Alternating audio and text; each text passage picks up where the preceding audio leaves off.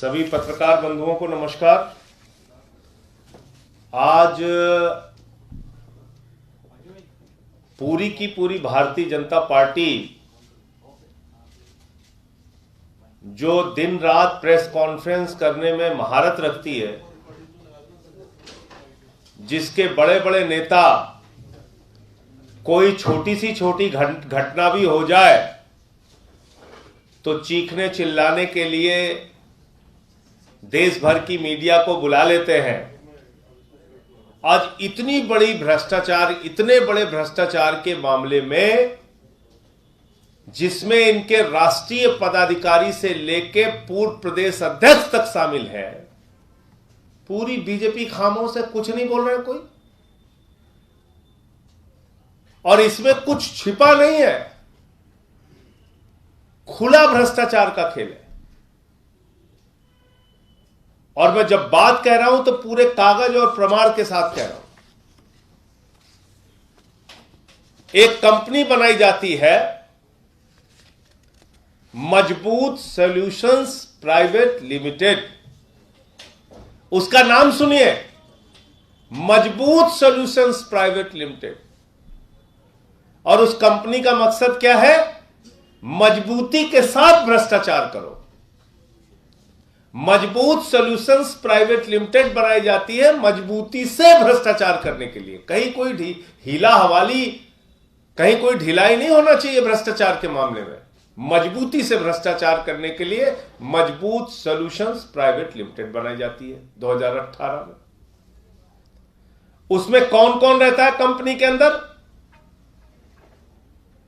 उस समय के तत्कालीन मेयर और पार्षद आदेश गुप्ता जी के पुत्र, भारतीय जनता पार्टी के दिल्ली के प्रभारी और राष्ट्रीय उपाध्यक्ष, कोई छोटे मोटे पदाधिकारी नहीं, श्याम जाजू जी के पुत्र, आदेश गुप्ता जी की पत्नी।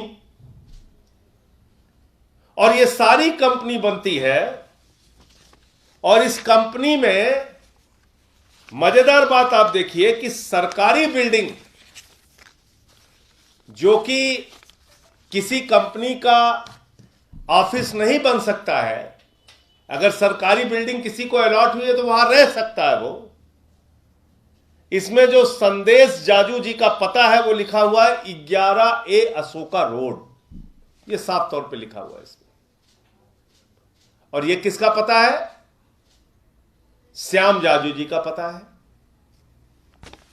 इसमें यश गुप्ता जी भी हैं कंपनी में, रजत गुप्ता जी भी हैं, तमाम लोग हैं। अब मेरा सवाल यह है कि एक कंपनी आपने बनाई, उस कंपनी के माध्यम से 13 प्रॉपर्टीज खरीदी अलग अलग जगहों पे, और ये सारी प्रॉपर्टीज की डिटेल इसमें दी हुई है। 13 अलग अलग जगहों पे प्रॉपर्टीज खरीदी गई है, करोड़ों रुपए की प्रॉपर्टी खरीदी गई है। इस प्रॉपर्टी के ऊपर, यह प्रॉपर्टी खरीद के इसको तोड़ के वहां मकान बना के बेचने का, यानी खरीदो तोड़ो और बेचो का धंधा इन जमीनों के ऊपर, इन मकानों के ऊपर किया गया, इन प्रॉपर्टीज के ऊपर किया गया। इसकी शिकायत लोकायुक्त के ऊपर होती है। लोकायुक्त के पास जब शिकायत हुई, लोकायुक्त ने इसको अपने ढंग से जांच कराया, और जांच कराने के बाद लोकायुक्त एक बार नहीं 3 बार आदेश गुप्ता जी को बुला चुका है, लेकिन आदेश गुप्ता जी उसके सामने हाजिर नहीं हुए, जाकर अपनी कोई सफाई नहीं दी। क्योंकि जब ताल में काला नहीं, पूरी की पूरी दाल काली है, करोड़ों का भ्रष्टाचार हुआ है, तो जाएंगे क्यों और बोलेंगे क्या?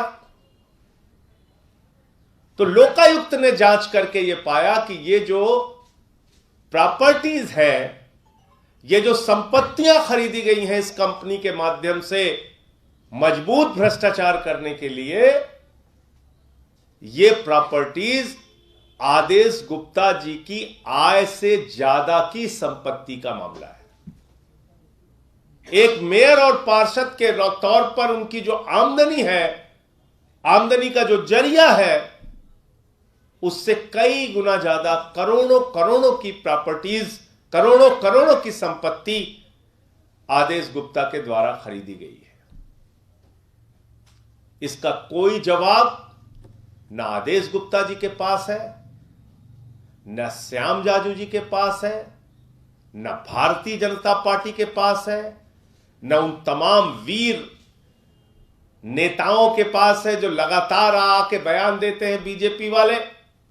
ये सारे कागज लोकायुक्त के कागज, लोकायुक्त में दिए गए शिकायत के कागज, कंपनी की डिटेल, और ये सब कुछ चिल्ला चिल्ला के ये कह रहे हैं कि ये मजबूत सॉल्यूशंस प्राइवेट लिमिटेड मजबूती से भ्रष्टाचार कराने के लिए बनाई गई है और आय से अधिक, सीधे सीधे खुली आंखों से आय से अधिक संपत्ति का, भ्रष्टाचार का, घोटाले का मामला है, पद के दुरुपयोग का मामला है।